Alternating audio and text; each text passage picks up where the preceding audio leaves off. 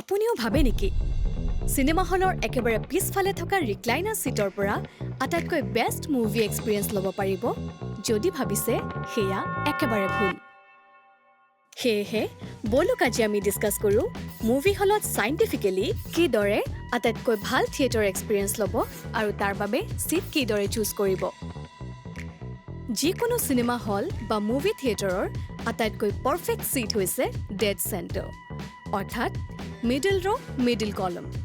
যাক sweet spot বুলিও কোৱা হয় এই ডেড সেন্টাৰ উলিওৱা আটাইতকৈ ইজি ফৰ্মুলা হৈছে আটাইকেইটা ৰ ক্যালকুলেট কৰি তাক 2 ৰে ডিভাইড কৰক আৰু যি আনসাৰ আহে বেক সাইডৰ পৰা সেই ৰটো সিলেক্ট কৰক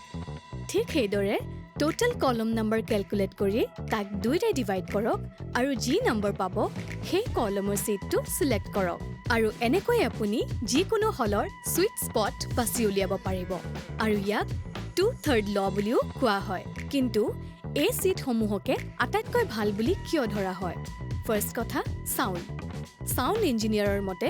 সিনেমা হলৰ সাইড ওয়ালত লাগি থকা স্পিকাৰছ সমূহৰ সাউন্ড ডেড সেন্টাৰত অৰ্থাৎ এই সিট সমূহত আটাইতকৈ ব্যালেন্স ভাবে শুনা পোৱা যায় যদি আপুনি একেবাৰে ৰাইট বা লেফট কৰ্নাৰৰ সিট সমূহত বহে তেনেহলে এটা সাইডৰ স্পিকাৰ সাউন্ড বেছিকৈ শুনা পাব এতিয়া আহো ভিজনৰ কথালৈ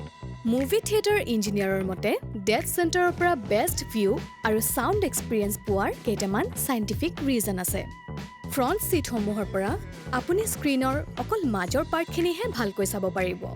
তাৰোপৰি একেবাৰে ফ্ৰন্ট সিটৰ পৰা 2-3 ঘণ্টা কন্টিনিউ ওপৰলৈ চাই থাকিলে আপোনাৰ ডিঙিৰ কি অৱস্থা হ'ব হেয়াটো বুজিয়ে পাইছে আৰু একেবাৰে লাষ্টৰ সিট সমূহত বহিলে স্ক্ৰিনৰ লগতে সাইডৰ ৱালছ স্পিকাৰছ এই গুটেইবিলাক আপোনাৰ পেৰিফেৰাল ভিজনৰ মাজত আহিব পাৰে যি আপোনাৰ আৰু স্ক্ৰিনৰ মাজত ডিস্ট্ৰেকচনছ আনিব পাৰে হেহে সাউন্ড ভিজন আৰু এংগল এই তিনিওটাৰে বেষ্ট এক্সপেৰিয়েন্স ল'বলে হলে আপুনি হয়তো নিশ্চয় বুজি পালে কোনটো সিট চুজ কৰিব লাগে আৰু আপুনি যদি এনেকুৱা কাৰোবাক চিনি পায় যি সদায় হলৰ last end corner seat prefer কৰে তাক আমাৰ এই ভিডিঅ'টোত মেনশ্যন কৰিবলৈ একেবাৰে নাপাহৰিব চিত্ৰবন